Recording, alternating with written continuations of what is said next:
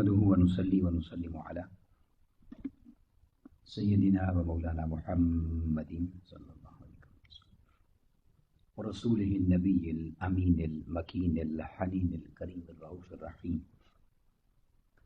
أما بعد فأعوذ بالله من الشيطان الرجيم. بسم الله الرحمن الرحيم. قال الله تبارك وتعالى في الكلام المجيد والفرقان الحميد: إنما المؤمنون الذين إذا ذكر الله وجلت قلوبهم وإذا تليت عليهم آياته زادتهم إيمانا وعلى ربهم يتوكلون. صدق الله مولانا العظيم. قال الله تبارك وتعالى في شان حبيبه مخبرا وأميرا: إن الله وملائكته يصلون على النبي يا أيها الذين آمنوا صلوا عليه وسلموا تسليما. مولاي صل وسلم دائما أبدا على حبيبك خير الخلق كلهم. یا رب بالمصطفیٰ بلغ مقاصدنا واغفر لنا ما مضى یا واسع الکرم. اللہ رب العزت خالق کائنات اللہ جل مجدہ کی حمد و ثنا پیارے آقا کریم علیہ الصلوۃ والسلام کی بارگاہ میں عاجزانہ ہدیہ درود و سلام کے بعد تمام احباب و سامعین کو السلام علیکم ورحمۃ اللہ وبرکاتہ. الحمدللہ تعالی ہفتہ وار اس بابرکت محفل نعت اور درس و بیان میں ہم سب شریک ہیں. دعا ہے کہ اللہ رب العزت ہم سب کو ایسی روحانی محافل میں بار بار شریک ہونے کی توفیق عطا فرمائے. میں نے آپ کے سامنے آج گفتگو کے لیے سورہ الانفال کی دوسری آیت مبارکہ تلاوت کرنے کی سعادت حاصل کی. جو مضمون ہم نے جمعہ کی نشست میں شروع کیا اسی حوالے سے چند ایک باتیں آپ کے سامنے عرض کرنا چاہتا ہوں. قرآن مجید فرقان حمید اس لاریب کتاب کی فضیلت اور شان اور اس کی تلاوت اور اس سے تعلق کو مضبوط کرنے کی فضیلت اور عظمت. اللہ رب العزت نے ارشاد فرمایا کہ انما المؤمنون، مومن لوگ اور ایمان والے لوگ صرف وہی ہیں، یعنی حقیقی مومن کی پہچان یہی ہے. الذین اذا ذکر اللہ وجلت قلوبہم، کہ جب بھی وہ اللہ کا ذکر سنتا ہے تو اس کا دل اللہ کے ذکر کو سننے کی وجہ سے مچلنے لگ جاتا ہے، دل کی کیفیت بدل جاتی ہے. کیونکہ اللہ کے ساتھ قلبی تعلق ہے، تو جب کسی ایسی ہستی کا ذکر ہو جس کا تعلق دل سے ہے تو دل کی حالت کو بدلنا ہی ہوتا ہے. تو فرمایا کہ یہ تمہارے ایمان کی نشانی ہے، اور حقیقی مومن وہی ہے کہ جب اللہ کا ذکر سنتا ہے تو اس کا دل مچلنے لگ جاتا ہے. وَإِذَا تُلِيَتْ عَلَيْهِمْ آيَاتُهُ، اور جب بھی کبھی وہ اللہ کی قرآن مجید کی آیات کو سنتا ہے تو قرآن مجید کا ایک ایک لفظ اور ایک ایک حرف زادتہم ایمانا، اس کے ایمان کو اور مضبوط کرتا چلا جاتا ہے، اس کا ایمان اور بڑھتا چلا جاتا ہے. اگر یہ دو کیفیت نصیب ہو جائیں تو پھر اگلی بات ہے وَعَلَىٰ رَبِّهِمْ يَتَوَكَّلُونَ، اور یہی وہ لوگ ہیں جن کو اپنے اللہ پر کامل توکل نصیب ہو جاتا ہے. توکل بھروسے کو کہتے ہیں، یقین کو، یعنی ان کا اللہ پر یقین کامل ہو جاتا ہے. یہ ساری نعمتیں اس قرآن مجید سے ملتی ہیں، کس کے تعلق سے؟ اس کی محبت سے ملتی ہیں. اب میں چند ایک احادیث ہیں جو آپ کے ساتھ شیئر کرنا چاہ رہا ہوں اس مضمون کے حوالے سے. ام المومنین سیدہ عائشہ صدیقہ رضی اللہ تعالیٰ عنہ روایت کرتی ہیں کہ آقا علیہ الصلوۃ والسلام نے ارشاد فرمایا عدد درج الجنتی، جنت کے جو درجات ہیں ایک سے بڑھ کے ایک اوپر جو درجہ ہے، آقا علیہ الصلوۃ والسلام نے فرمایا کیا تم جانتے ہو ان کی تعداد کتنی ہے؟ وہ درجات کتنے ہیں؟ تو فرمایا علی عدد آی القرآن، جتنی قرآن مجید کی آیات ہیں اتنے ہی جنت کے درجات ہیں. اندازہ کریں، یعنی قرآن مجید کی ایک ایک آیت کے مطابق اللہ نے قرآن مجید کا ایک جنت کا ایک ایک درجہ بنایا ہے. جتنی آیات ہیں اتنے درجات ہیں جنت کے اندر. اور پھر آقا علیہ السلام نے فرمایا فمن دخل الجنت، جب جنت میں کوئی ایسا شخص آ جائے گا من اہل القرآن، کہ جو قرآن سے محبت کرنے والا ہے، جو قرآن کو پڑھنے والا ہے، سمجھنے والا ہے، اس پر عمل کرنے والا ہے، تو فرمایا وہ جب جنت میں آ جائے گا تو چونکہ جنت کے درجات اتنے ہی ہیں جتنی قرآن مجید کی آیات ہیں، تو فرمایا اللہ اس کو جنت میں ایسا اونچا درجہ عطا کرے گا فَلَيْسَ فَوْقَهُ درجہ، کہ اس سے اوپر کسی کا بھی درجہ نہیں ہوگا. یعنی جنت کے سب سے اعلیٰ ترین درجے پر وہ فائز ہوگا. اب وہ دوسری حدیث پاک آپ نے بچپن سے اکثر سنی ہوگی کہ جب جنت میں حافظ قرآن اور قرآن والے جائیں گے تو انہیں کہا جائے گا قرآن پڑھنا شروع کرو اور سیڑھیاں چڑھتے جاؤ، جہاں تمہارا قرآن و تلاوت مکمل ہوگی وہ تمہارا مقام ہے. تو ہر آیت پر ایک درجہ اور شان بڑھتا چلا جائے گا. تو آپ اندازہ کریں کہ جب اللہ رب العزت قرآن مجید سے ایسا تعلق عطا کر دے کہ اس کی ہر آیت سے تعلق ہو، محبت ہو اور واقفیت ہو، جان پہچان ہو، معلومات ہوں، تو جب ان آیات کے صدقے میں جنت میں سب سے اونچا مقام ملے گا تو وہ مقام کتنا اعلیٰ ہوگا، کتنا اعلیٰ ہوگا. تو آقا علیہ السلام نے فرمایا کہ جنت کے درجات کا اگر تم جاننا چاہتے ہو تو جتنی قرآن مجید کی آیات ہیں اتنے ہی درجات ہیں. اب جتنا تم حاصل کرنا چاہتے ہو کر لو. دوسری حدیث پاک، اور اس حدیث پاک کو حضرت ابو سعید خدری رضی اللہ تعالیٰ عنہ نے روایت کیا ہے. اور اس حدیث پاک میں ایک صحابہ کرام کی جماعت کا ایک واقعہ ہے، اور واقعہ یہ ہے ان ناسا من اصحاب النبی صلی اللہ علیہ وسلم اتوا علی حی من احیاء العرب. صحابہ کرام کی ایک جماعت عرب کے قبیلوں میں سے ایک قبیلے کی طرف گئی، سفر کر کے کسی جگہ گئے، دوسری جگہ. تو جب وہ وہاں پہنچے تو وہاں کے جو لوگ تھے اس قبیلے کے رہنے والے، فلم یقروہم، انہوں نے ان کی تواضع نہ کی، ویلکم نہ کیا، خدمت نہ کی، مہمان نوازی نہ کی. اس کی کوئی وجہ ہو سکتی ہے. آپ جانتے ہیں کہ عرب میں وہ لوگ جو تھے وہ انسانیت اور پروٹوکولز اور جو اخلاقیات ہیں ان سے بالکل خالی لوگ تھے، جاہل لوگ تھے. تو انہوں نے کوئی مہمانوں کی ٹیک کیئر نہ کی. تو کہتے ہیں کہ فبینما ہم کذالک اذ لدغ سید اولیاء، تو اسی دوران وہ جو اس قبیلے کا سردار تھا، بڑا تھا، اس کو کسی خطرناک جانور نے کاٹ لیا، سانپ یا بچھو وغیرہ کسی نے اس کو ڈس لیا، موذی جانور نے. تو وہ صحابہ کرام کے پاس آ گئے. یہ نئے لوگ تھے نا، تو انہوں نے سوچا شاید ان میں سے کسی کے پاس کوئی علاج ہوگا. تو وہ آئے اور انہوں نے کہا فقالوا هل معکم من دواء او راق. یہ بڑی اہم حدیث ہے اس لیے میں آپ کو سنا رہا ہوں، توجہ سے سنیں الفاظ. انہوں نے آ کے پوچھا کہ تم میں سے کسی کے پاس اس طرح کے کسی جانور کے کاٹنے کی کوئی دواء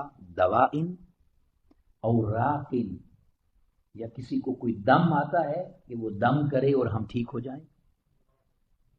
پڑھ کے پھونکنا، جو دم کرنا، جو اللہ والے پڑھ کے پھونکتے ہیں محبت سے. اب یہ حدیث پاک میں یہ لفظ ہے. صحابہ کرام سے انہوں نے پوچھا کہ تم میں سے کسی کو کوئی دوا کسی کے پاس ہے یا کوئی دعا ہے، پڑھ سکتا ہے، کچھ دم کر سکتا ہے. فقالوا، تو صحابہ کرام نے کہا انکم لم تقرونا، تم نے ہماری ضیافت نہیں کی، مہمان نوازی نہیں کی، تو اب ولا نفعل، ہمیں آتا ہے پر ہم نہیں کریں گے. مطلب یہ کون سا طریقہ ہے کہ نہ ہمیں ویلکم کیا، نہ ہم سے پوچھا، نہ کوئی خیال رکھا، اب وقت پڑ گیا ہے، مصیبت پڑ گئی ہے تو آ گئے ہو میرے پاس، ہمارے پاس. تو پھر انہوں نے کہا حتی تجعلوا لنا جعلا، ہم اس وقت تک تمہارا کام نہیں کریں گے جب تک ہمیں کچھ ہدیہ نہیں دو گے، اس کے بدلے میں ہمیں کچھ دو. تو انہوں نے کہا اچھا.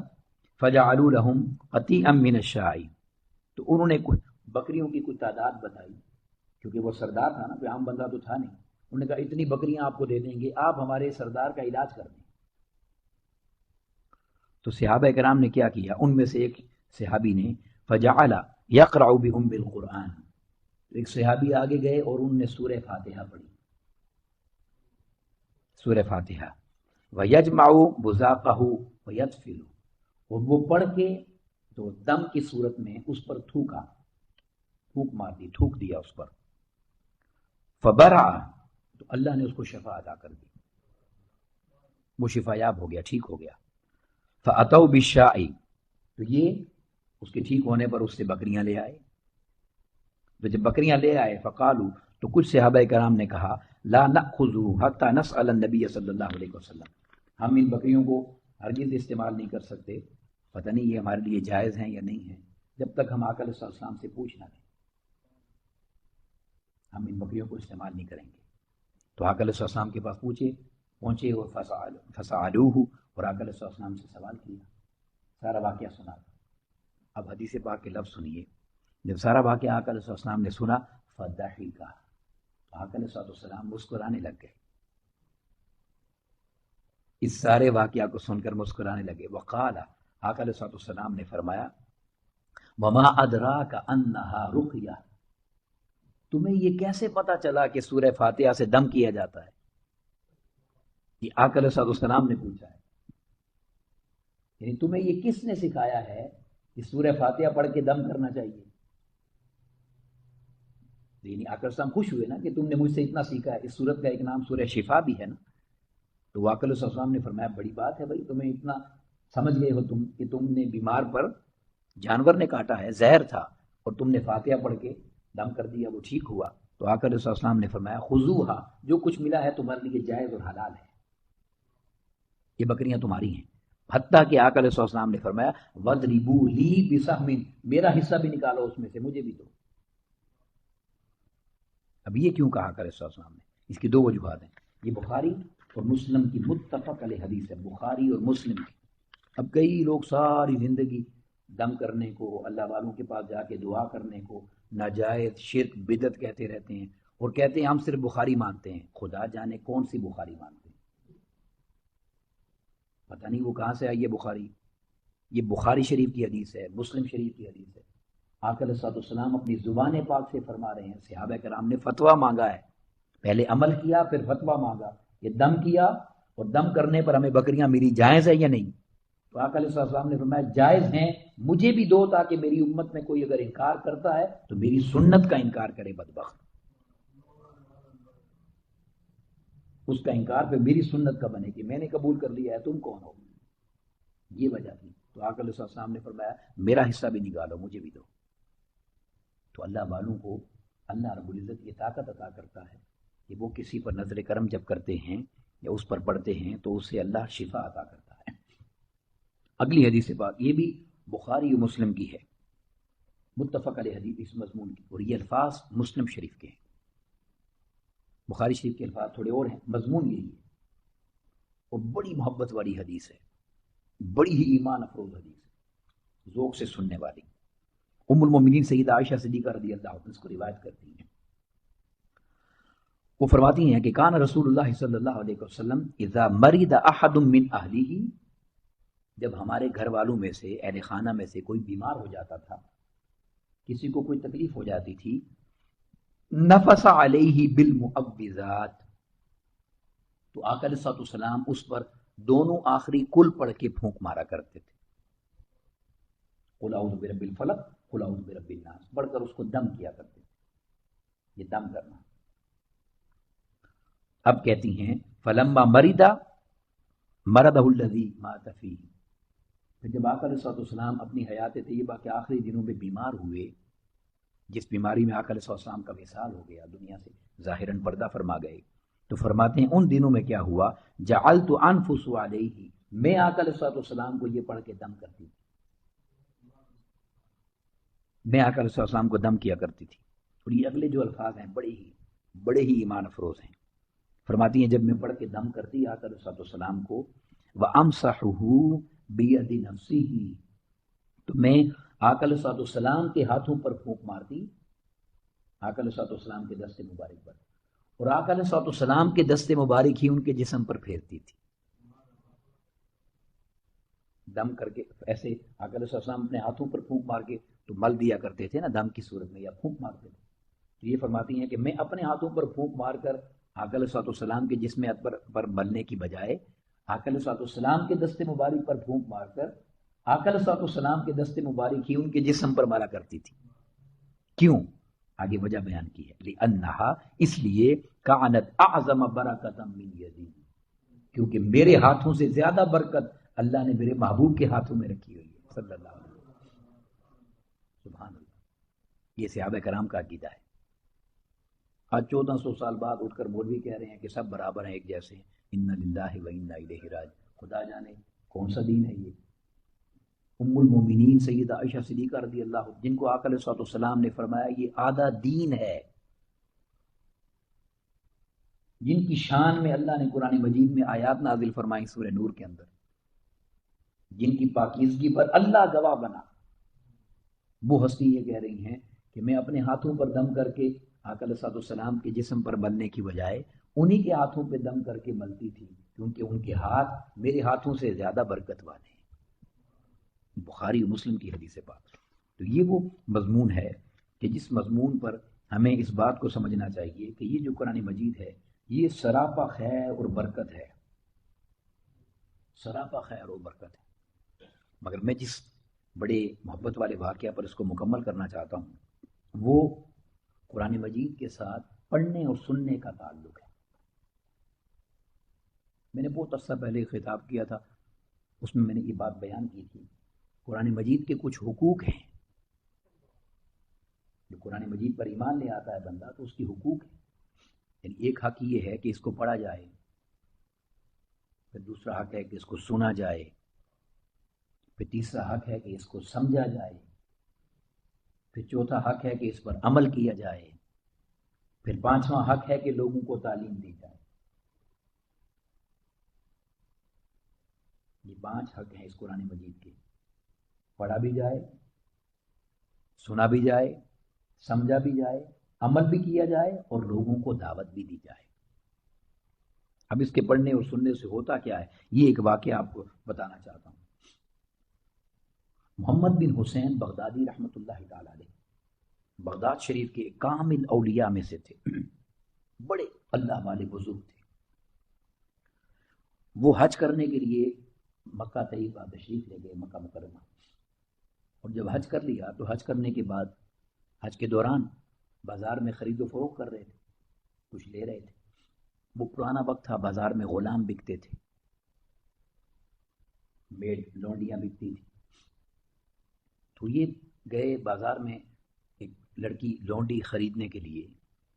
جتنی بھی وہ بچیاں تھیں، غلام بچیاں جن کو لے جانا تھا، خریدنا تھا، اس میں کہ یہ لونڈی تھی بچی، وہ سب سے زیادہ کمزور تھی، جسامت میں ویک تھی، بہت کمزور تھی. اتنی کمزور تھی کہ جسم بھی پیلا پڑ گیا تھا، رنگت پیلی تھی. اور ایک مسئلہ یہ تھا کہ وہ اس کے آنسو ہی نہیں رکتے تھے. تو محمد بن حسین بغدادی رحمۃ اللہ تعالی علیہ نے بڑی بڑی اچھی صحت مند بچیوں کو چھوڑ کر، لونڈی کو چھوڑ کر اس کا پوچھا کہ میں اس کو خریدنا چاہتا ہوں. اب یہ بات بڑی خاص ہے. کیوں؟ کہ اس کی جو کمزوری تھی، ویکنس تھی، اس کے چہرے کی جو زرد رنگ تھا یا اس کے جو آنسو تھے، وہ سارا سبب ان آنکھوں نے دیکھ لیا تھا. اتقوا فراست المؤمن فإنه ينظر بنور اللہ. آقا صلی اللہ علیہ وسلم نے فرمایا مومن کی نگاہ سے ڈرو، وہ اپنی آنکھوں سے نہیں اللہ کے نور سے دیکھتا ہے. اس نور نے سب کچھ دیکھ لیا. آپ نے کہا میں اس کو خریدوں گا. تو وہ جو بیچنے والا تھا اس نے کہا 20 دینار کی ہے، لیکن اس میں بہت سارے عیب ہیں، بہت نقص ہیں اس میں. اگر لے جانا ہے تو اپنی ذمہ داری پر، میں کل کوئی شکوہ نہیں سنوں گا. آپ نے کہا کیا نقص ہیں؟ اس نے کہا نقص یہ ہے کہ نہ کھاتی ہے، نہ پیتی ہے، نہ سوتی ہے، نہ ہنستی ہے. کام سارے کرتی ہے، کھانا پینا سونا ہنسنا مسکرانا کچھ نہیں ہے، بس روتی رہتی ہے اور کام سارے کرتی ہے، جاگتی رہتی ہے. آپ نے کہا بس ٹھیک ہے مجھے دے دو، مجھے قبول ہے. آپ نے اس کو لے لیا ساتھ. بہت خوبصورت بات ہے، توجہ سے سنیں. اس کو ساتھ لے لیا تو رستے میں اس سے پوچھا بیٹا تمہارا کیا نام ہے؟ اس نے کہا غلاموں کا بھی کوئی نام ہوتا ہے؟ غلاموں کا بھی کوئی نام ہوتا ہے؟ آپ مالک ہیں، جس نام سے پکارے میرا وہی نام ہے. سبحان اللہ. اب سمجھ آ گئی ان کو کہ میں نے جو چیز ڈھونڈی ہے وہ مجھے مل گئی. تو آپ نے کہا اچھا بیٹا میرا نام نہیں. انہوں نے کہا کہ میں ایک سوال کر سکتی ہوں؟ بچی نے کہا ایک سوال کر سکتی ہوں؟ جی بیٹا پوچھو. اس نے کہا کس شہر میں لے جائیں گے مجھے؟ اب ہر سوال کے پیچھے ذرا دیکھیں، بچی کی سوچ کو دیکھیں. کس شہر میں لے کے جائیں گے مجھے؟ انہوں نے کہا بیٹا میں بغداد شریف سے آیا ہوں. بغداد کا نام سنتے ہی اس بچی کی چیخ نکل گئی. اس نے چیخ ماری. آپ نے کہا بیٹا کیوں چیخ ماری ہے تم نے؟ اس نے کہا وہ تو بڑے اولیاء کی سرزمین ہے، مجھ جیسا پلید جسم وہاں جا کے کیا کرے گا؟ وہ بڑے اولیاء کی زمین ہے، بڑے نیک لوگ ہیں وہاں. آپ نے کہا بیٹا تم کس کو جانتی ہو بغداد میں؟ اس نے کہا میں شیخ عبد القادر جیلانی کو جانتی ہوں، میں حضرت جنید بغدادی کو جانتی ہوں، میں بشر حافی کو جانتی ہوں. اس نے بڑے نام لیے اور ان کا بھی نام لے لیا. میں محمد بن حسین بغدادی کو بھی جانتی ہوں. ان کا نام جو لے رہے جن نے خریدا. اب یہ حیرت میں پڑ گئے، محمد بن حسین بغدادی کو کیسے جانتی ہو تم نے اس کو کب ملی، کب تمہارا کیا ملاقات تعلق ہے؟ اب دیکھیں ہم بھی تو لوگوں کو جانتے ہیں نا، پوری دنیا میں کون کہاں رہتا ہے. اب اس نے جو وجہ بتائی نا وہ سنیے گا، اس لیے میں نے یہ واقعہ آپ کو سنایا ہے. اس نے کہا میں اسے اس طرح جانتی ہوں کہ میں نے سنا ہے کہ وہ قرآن بہت اچھا پڑھتا ہے، وہ ٹاپ کلاس کا قاری ہے، قرأت اس کی بہت اچھی ہے. اب وہ چونکہ خود تھے اس کی بات سن کے رونے لگ گئے. اس نے کہا آپ مالک ہیں، اگر آپ کو میری بات بری لگی ہے تو معاف کریں، مگر میں نے یہی سنا ہے، میں نے یہی سنا ہے. تو اس نے کہا بیٹا تم نے صحیح سنا ہے، اور میں اس لیے رو رہا ہوں کہ وہ محمد بن حسین بغدادی میں ہی ہوں، میرا ہی نام ہے. بس یہاں اب اس بچی نے پہلا ہی سوال کیا کہ میں ہوں تو آپ کی خادمہ نوکرانی، مگر خدا کے لیے تھوڑا سا قرآن سنا دیں، خدا کے لیے کوئی دو چار آیتیں سنا. تڑپ دیکھیں اندر سے. ان نے سواری کو روک دیا. وہ سواری پر ہی بیٹھی ہوئی تھی. آپ نے بیٹھ کے قرآن مجید کی آیات شروع کرنا چاہیں تو آپ نے پڑھا بسم اللہ الرحمن الرحیم، شروع کیا. بسم اللہ سنتے ہی اس نے چیخ ماری اور بے ہوش ہو کر گر گئی. جانور سے نیچے گر گئی، بے ہوش ہو گئی. آپ نے تھوڑا سا پانی اس کے چہرے پہ ڈالا.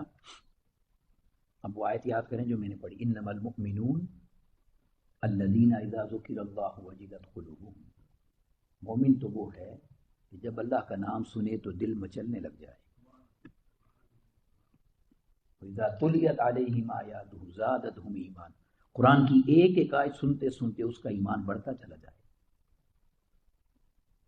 تو آپ نے اس کے چہرے پر پانی پھینکا، اس کو ہوش آیا. تو آپ نے کہا بیٹا تمہیں کیا ہوا تھا؟ اب اس کا جواب سنیے گا. اس نے کہا کیونکہ بسم اللہ پڑھی تھی نا، بسم اللہ. اس نے کہا جس مالک کے نام میں اتنا اثر ہے اس کے دیدار کا عالم کیا ہو، اس کے دیدار کا عالم کیا ہو. اب آپ بھی چونکہ اللہ کے ولی تھے تو آپ نے دیدار والی آیتیں شروع کر دی. بسم اللہ تو پڑھ چکے تھے سورہ قیامہ. آپ نے کہا وجوہ یومئذ ناظرہ. قیامت کے دن ہر کوئی ایک جیسا نہیں ہوگا، ہر کوئی پریشان کانوں تک پسینے میں ڈوبا ہوا نہیں ہوگا. کچھ مسکرا رہے ہوں گے، تر و تازہ چمکتے چہرے ہوں گے. قرآن مجید ہے یہ، قرآن مجید. وجوہ یومئذ ناظرہ، کچھ چہرے خوشگوار ہوئیں گے، تر و تازہ ہوں گے، کھلے ہوئے گلابوں کی طرح. کیوں؟ آگے ریزن بتایا، الی ربہا ناظرہ، کیونکہ مخلوق حساب و کتاب دے رہی ہوگی اور وہ رب کا دیدار کر رہے ہوں. وہ تو وی آئی پی لوگ ہوں. بس یہ آیت سنتے ہی پھر اس نے چیخ ماری اور بے ہوش ہو گئی. نام میں یہ حال تھا تو اب تو دیدار کی بات آ گئی نا. بے ہوش ہو کے گر گئی.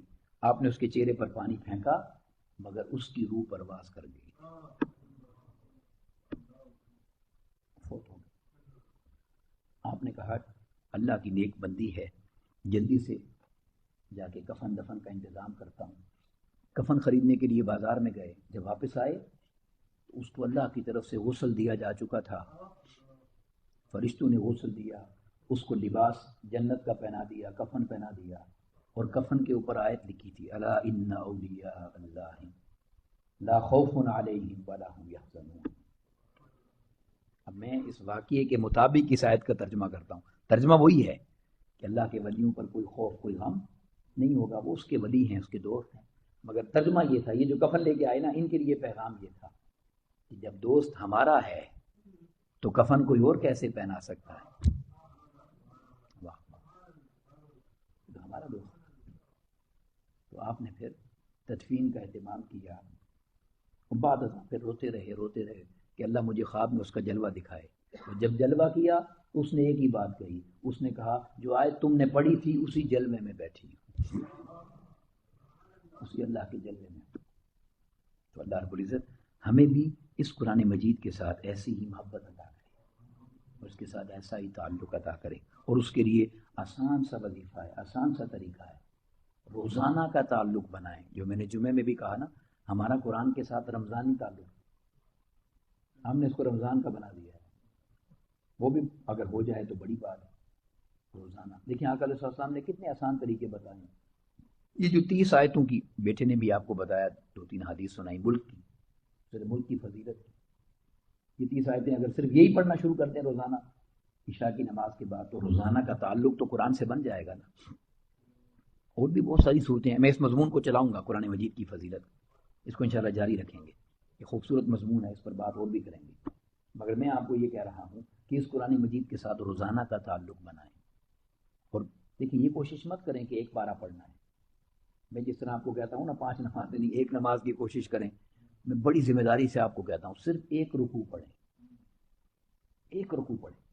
10 8 10 9 10 12 آیتیں ہوتی, مگر ترجمے کے ساتھ, کہ پتہ چلے کہ کیا ہے, پتہ چلے کہ کیا ہے, اللہ نے کیا فرمایا ہے. وہ ایک بڑی عجیب سی بات ہے, مجھے یاد آ گئی, اس میں ختم کرتا ہوں. یہ آج کل آپ کو پتہ ہے ارطغرل ڈرامہ چل رہا ہے, اس کے بیٹے عثمان کا. آگے یہ پوری اچھی سیریز ہے اسلامک, انہوں نے بتائی تاریخ. وہ جو چھوٹا بچہ کریکٹر کر رہا تھا نا عثمان کا, چھوٹا جو بچہ اس کا کریکٹر, جوان نہیں بچے والا, اس کا میں نے ایک انٹرویو سنا, اس کی بات میرے دل کو لگ گئی. بڑی عجیب بات اس نے کہی, عجیب بات اس نے کہی, وہ مجھے یاد آ گئی, اس لیے آپ کو سنا رہا ہوں. اسی قرآن مجید سے جوڑتا ہوں.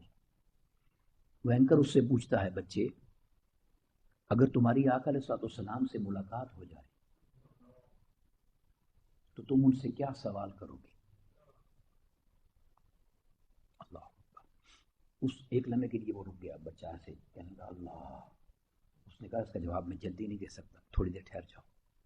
اس نے تھوڑی دیر سوچا, اور یقین کریں جو اس نے جواب دیا, اللہ اکبر, بڑی بات کہی اس نے. اس نے کہا میں ان سے کوئی سوال نہیں کروں گا, میں کوئی سوال نہیں کروں گا. اس نے پوچھا کیوں؟ اس نے کہا اس لیے اگر میں نے سوال کیا تو انہوں نے کہا کہ یہ تو قرآن میں ہے, تم نے نہیں پڑھا. یہ میری فلاں حدیث میں ہے, تم نے نہیں پڑھا, تو میں شرمندہ ہو جاؤں گا کہ میں کیسا مسلمان ہوں, میں نے قرآن ہی نہیں پڑھا. یہ بات میں کہنا چاہتا تھا. تو کہیں ایسا نہ ہو کہ قیامت کے دن یہی پوچھ لیں کہ یہ 30 پارے جو میں نے بھیجے تھے اس میں کیا پڑھا. بڑا نقصان ہے, بڑا نقصان ہے. وہ معزز تھے زمانے میں مسلمان ہو کر, اور ہم خوار ہوئے تارک قرآن ہو کر. اس قرآن سے تعلق ضروری ہے. اس لیے میں آپ کو کہہ رہا ہوں عادت بنائیں, ایک رکوع پڑھیں مگر ترجمے کے ساتھ, ترجمے کے ساتھ دیکھیں اس میں کیا ہے, اللہ نے کیا فرمایا, سمجھنے کی کوشش کریں. اللہ رب العزت ہمیں اس قرآن سے محبت عطا کرے. وما علینا